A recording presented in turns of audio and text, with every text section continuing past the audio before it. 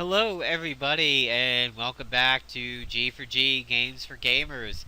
Today's background soundtrack will be brought to you by the Child of Light OST, and link will be in the description. Child of Light is a fantastic game available on Steam and consoles. I have it on the Xbox One. It is a very artistic Ubisoft game that has a beautiful soundtrack. It's a very well written game. Actually, everything in the game rhymes, so I can't imagine the amount of time it took to create dialogue that simply had a rhyme like that. Amazing. So, let's jump into this video, which is the PvP Season Alpha Wrap-Up. And, why am I not hearing? Oh, haha. Wasn't playing. Okay, so the music's playing. Okay. Let's discuss what we saw. Let's discuss what we didn't see, the surprises. What did I run on offense, defense? I'll show you the team in depth. And that'll be the wrap-up of this video. This way we don't have to touch upon it too much in the end of the week video, which I don't know what we'll discuss on that one, but maybe PD will have some surprises. So, I got the A to finish, as you can see down here. So I got the max rewards for it. Offense this entire mini season was Uncanny X-Force Psylocke and Uncanny X-Force Archangel. On the defending team, the entire season, it was Thorny, Signpost, Hotshot, the Cube, Snappy Service, Uncanny Psych, and Beast, who've gotten some levels. Before the next one, Cyclops will be 14, and hopefully I will have his morale boost ISO. Right now I have him running Generosity, and I need to give Savant back to Beast. Oh, well, no, that's right, I gotta get him to 13 first. I forgot about that. Yeah, my Beast is only 12. Honestly, he should be 14 if he's going to be used in PvP, but I just need to click the training buttons. So, unfortunately, the logs are gone. They wiped them, which sucks. I spent most of the day in the middle 1200s. My offenses tried to counter any defensive losses, but my defense was really swinging. I had losses of 20 and 30, and then I had gains of 33. I forgot I kind of got a little distracted. I wrapped up in the last 30 minutes and went into World of Warcraft and was going to bring up this game in my browser on another PC and monitor to make sure I didn't dip out of Ada, and I forgot, and I came back and I actually gained about 80 some odd points or so. So I finished at Elite. Oh wow, I just realized that I finished at Elite. That is awesome. So I had gained, let's see, 1270 or so. I gained maybe 60 or 70 in that time where I forgot. So defense, they got it done all season, and this is probably the most attack-riddled final day that I've had since I have PvP'd, and I thought it would be yesterday, because we normally close up on a Monday. So I was, at work, remoting into my computer and playing, and coming home, getting ready to defend in that last hour. I was like, 23 hours left. Oh, shit, they're closing it on a Tuesday. Oh, well. So, the rewards for this season are blanked out, but it was like gold, command points, silver, and the hand wraps, which you can see over here, the 6 lethal hand wraps, which for me will probably be taking the place of... Yeah, I think I would keep the body scans in, and I will probably take out sim chips. I'd lose a little bit of defense, but I'd gain a tremendous amount of offense. And rather than do a direct replacement of the body scan monitors, I think I might hurt my defense just a little bit to get these super powerful offensive hand wraps. So here's what my armory looked like. Oh, actually no, I take that back. 3 of these hand wraps are going to replace the muzzle desuppressors. Alright, and that'll leave me 3 to play around with. So the sim chips filled up my armory as the season went on, replacing a lot of tankards. And of course I also got some cosmic power cells. For my defensive team, I had Uncanny Psych going. He just recently got the ISO for Generosity, figuring that when he applies this, he'll heal himself slightly. As you can see, he's maxed out health, attack, defense, and accuracy. And he has a increased damage on his level 1. Beast isn't running anything fancy. I do believe I should honestly give him back wide open. I've stolen it for use with other people, but I have it as increased chance to hit, hopefully to generalize people and maybe shut them down, but I could also go wide open. My offensive team, for Psylocke, she has been running the synchronized empowered ISO 8, and more on that when I get to my agent. She's got Vorpal in the level 1, she's got 2 Graciouses because there's nothing else you can do, and hey, why not give your team some stamina. And she has the Charged Bladed in her level 9, which has Fatal Blow, thanks to Archangel. I went with the increased chance to crit, hoping that a crit might put a borderline, not death, maybe death kind of person over the line to where Fatal Blow will do it. Because not every time is she going to be going off of somebody with a weak mind. I might just pop somebody who looks low enough. I think I might put wide open here and move Vorpal over to here. I think that might increase the net damage of it. Archangel is running a Scrapper ISO in the offensive fighter, and much like Psylocke, he is health, attack, accuracy, and evasion. I have a wide open over here because this is his jump and attack, so why not? This is the biggest key to, you might say, God, why are you running Uncanny X-Force like nobody runs that? Are you an idiot? Like, Angel I get, especially with Penitent ISO, which I did finally get, yay me. But you're like, Uncanny X-Force, this is like the suit everybody thought was the biggest piece of crap ever.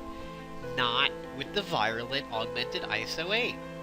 Because of this, I can spread Nano Plague to the enemy team. What does that do? Well, no shields from Magneto, no Neurotrope buffs, no Star-Lord buffs, no Red Hulk heating up buffs. It shuts down, no rescue buffs. I mean, it shuts down a tremendous amount of items. Light Fantastic will heal, but it will not give the heal on the next attack buff because of this. So this works wonders. It also shuts down the defensive buffs on the cube with the improbability field. This is a complete Mexican donkey shouldering a 40-pound load up a hill somewhere. I mean, this does a tremendous amount of work.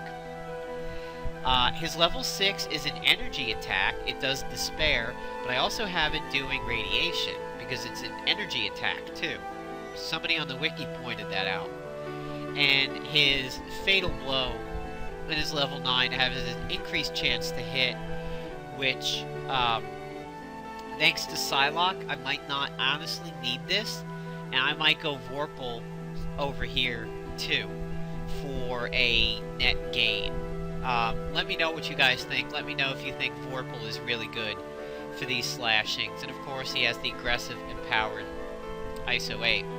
So a typical round for me, if the enemy team did not have Mystic, a first round for me usually consisted of going with the Mark of the Brotherhood,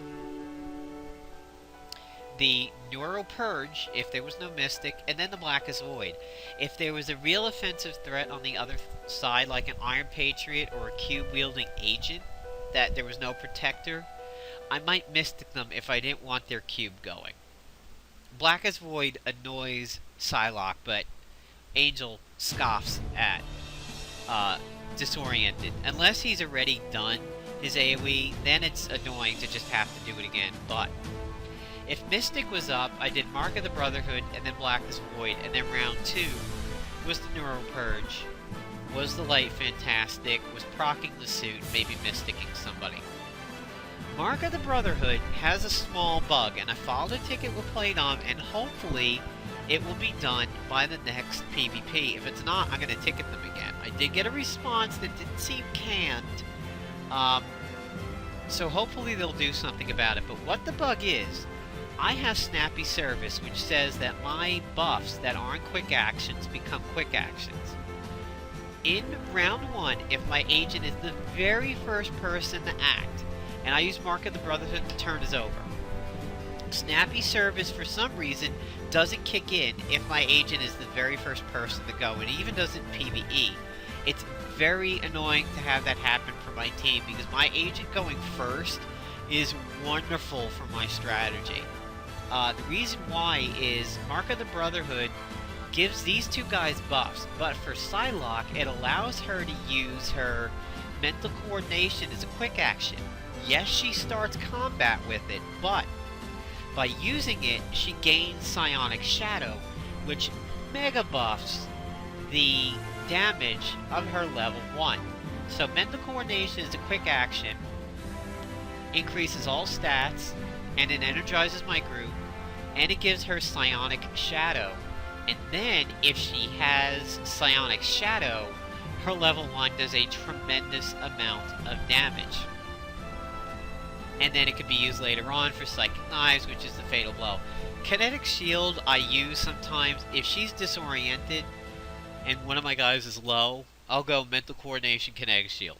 Otherwise, I might go Mental Coordination and sit. So what was my strategy in most fights? What did I see? What didn't I see? What are the surprises?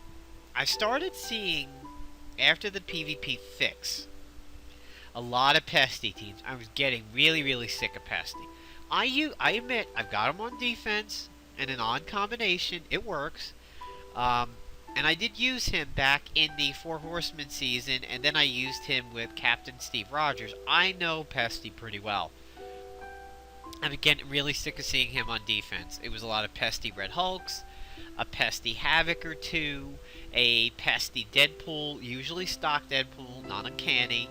A Pesty Falcon, oh my god, what a pain in the dick that battle was. If I see Pesty, you'll have to excuse me, I've got a Lick-O-Maid, a fun dipstick in my mouth over here that's about ready to get decimated. Pesty was always my #1 target if I saw him. I don't care what, I would probably still Nano Plague off of Angel, but I would dump everything into fighting Pesty because I wanted him dead by the time I could use Light Fantastic. Or, I might have to hold Light Fantastic not on its normal turn. But I really like to kill Pesty so that I can clean myself, knowing full well if I can clean myself, the defensive strategy is going to go to tits. I mean, Gamma Bomb from Red Hulk means nothing if I can clean it off right then and there. So I would try to be pretty smart and hold Light Fantastic as long as I could until Pesty died. Some of these groups, though, very strong defensively, very strong hit points, couldn't wait, had to burn it, and then hope for the best. So, was getting tired of seeing Pesty Red Hulk, Pesty Deadpool, 1 or 2 Pesty Falcons. Can't say I saw too many odd pairings of Pesty after that. I didn't see like a Pesty Rescue or anything crazy. I did see quick lock groups. They were not that big of a challenge for me, although there was one fight where their mental coordination procced very solidly, and my agent got pretty low very early on, because like everybody jumped in. I don't think he died, but I think it was extremely close. I think he punched the crap out of my Angel one time. Like, there was a bunch of jump-ins on Angel, and then he just plowed him. The Mystic was wonderful in shutting down the early Ares stun, the attempt at a Vortex Lariat, the occasional Havoc AoE pressure points. The Flinting Circus from Fandrill. If I fought a Warrior 3 group, they generally were not much of an issue this season. I tended to overpower them. Fandrill was my priority. I did fight one group today that used the Scroll of Aknazak, the Soak, and the agent, oh my god, this guy planned it out so well. This agent, I think, was a tankard, the Soak, in like 2 cubes, or the Mystic in the cube, and I got rid of the Fandrill, but they just were too buffed, and I couldn't, Nanoplate got shut down because of it, and I couldn't do anything against their Volstagg and their agent, and eventually it came down with Psylocke and Volstagg, but Psylocke was too weak at that point. An improbability field had gone out before the agent died. I was hemorrhaging out, health from the debuffs. He wasn't. It was close, but not really. Quick lock groups were not really much of an issue for me. I usually tended to go for the agent or Quicksilver, sometimes Psylocke, because Psylocke is kind of dumb on defense. She spends most of her time trying to buff, especially if you remove it. She just forgets that she can actually slice things up. Did see a lot of heroic Iron Fist, did see some regular Iron Fist. I did see a lot of Deadpools. Really, really fucking sick of Deadpool. I am so sick of Buggy. I really wish they would put that on an internal cooldown. Like when he gets banned from PvP, I want that to be a cooldown for that round. He cannot proc that ability anymore. Or, you know how you get stun protection after you're stunned? Or the psychic tap protection? I really would like protection against Deadpool doing that constantly. I mean, when I do something as simple as proc my tactician suit, and I get hit with that, that annoys the crap out of me. I'm getting really, really sick of that from Deadpool. Quicksilver, this entire season, I didn't care. I used to get really annoyed at him, especially the 1 round, 1 hit, and then the Vortex Lariat. I don't care about him anymore. He was nothing to me this season. I did see one Air Pressure Invisible Woman group. It had Iron Fist. They got rolled. I saw a lot of weird stuff when I was fighting the really low players. Here's what Playdom did this season. For the lower ranks and in the beginning of the season, you could get paired against anybody with your armory bonuses. So if you had the heavy spenders at the lower levels, oh my god. About this time, like last week, maybe a week and a half ago, I was fighting teams literally 160 levels lower than me. My Angel could AoE the team down with the Nanoplague ability. Like, Psylocke would take out one person, one of their people would go and be like, the mosquito bite, and then Angel would wipe everybody else out. Right when they gave that fix was right when I crossed out of, like, Diamond, and all of a sudden I started fighting the level 300 teams. And I was getting my ass kicked. They had my armory bonuses, but their hero bonuses were absolutely disgusting. I couldn't do anything with somebody that was like double my hit points. I found a 100k health Deadpool. You don't even see that in Kingfisher videos. I mean, that was absolutely ridiculous. What I was fighting over there, and then they were like, we'll go ahead and fix that. And all of a sudden, then I started fighting people around my level, the 270s, and my armory bonus. So it kind of gave me people that it's like your own destiny.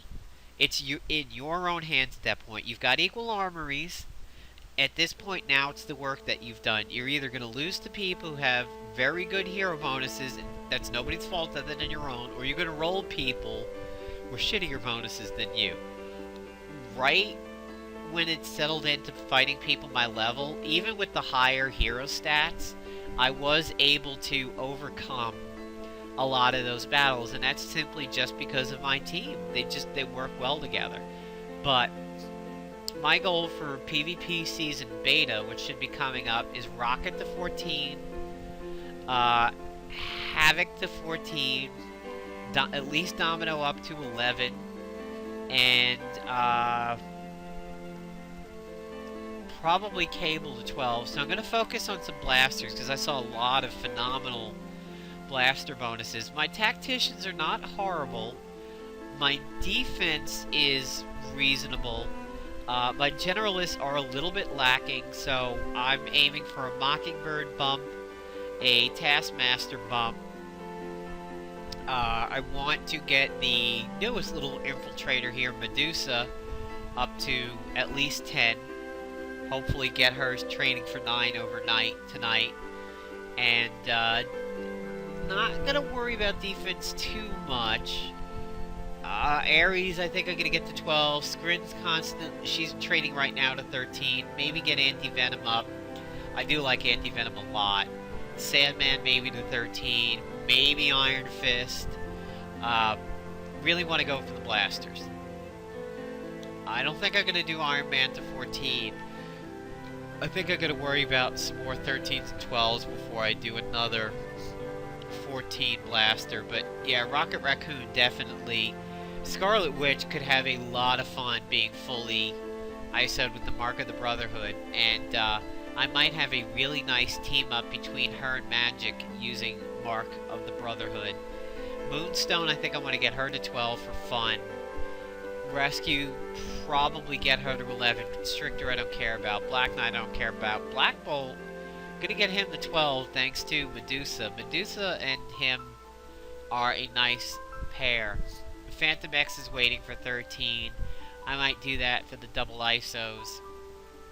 Gamora, I'm probably gonna get her to 12. Ant-Man, him at 13 would be really nice. All hands on deck is a nice, fun team. Almost pulled the trigger on an Emma, but I was in her season mission because I'm trying to get the quick action psychic amplifier. I have the old one. Captain Marvel, she just recently dinged. Mags, I may go to 12, so I'm gonna work on. I've got a plan over here. Scrappers, I'm probably not gonna touch for a while. I got Omega Sentinel up recently. I've got Spider-Man. I've got Angel.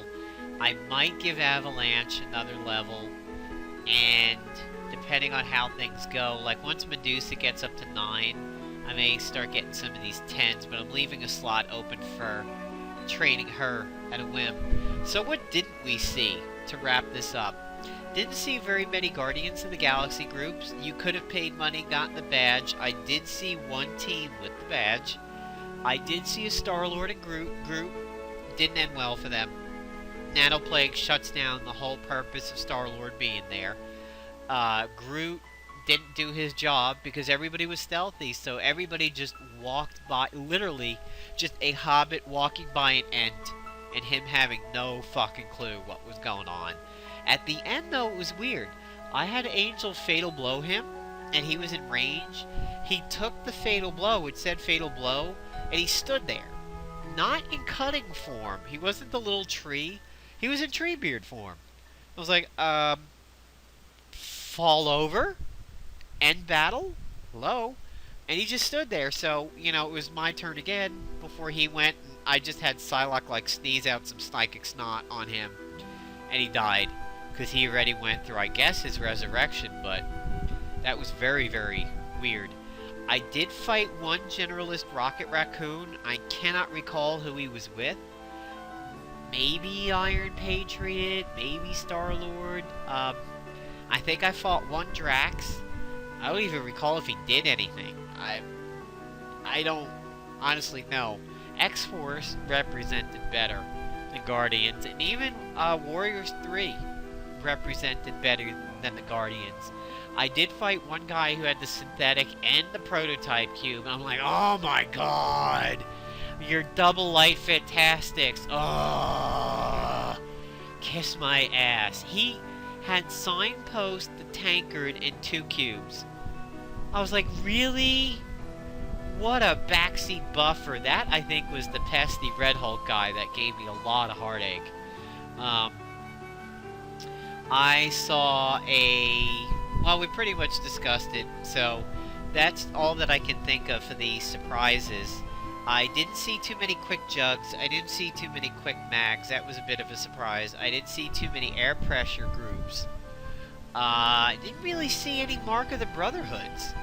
I did see some satellite support, but it didn't seem to do much. This one guy that I kept fighting, I think his name was Asian Boy. I probably last night fought him no less than half a dozen times. I was like, one with him, two with him, another team, another one with him, another team, another one with him. I actually fought two different versions of his defensive team.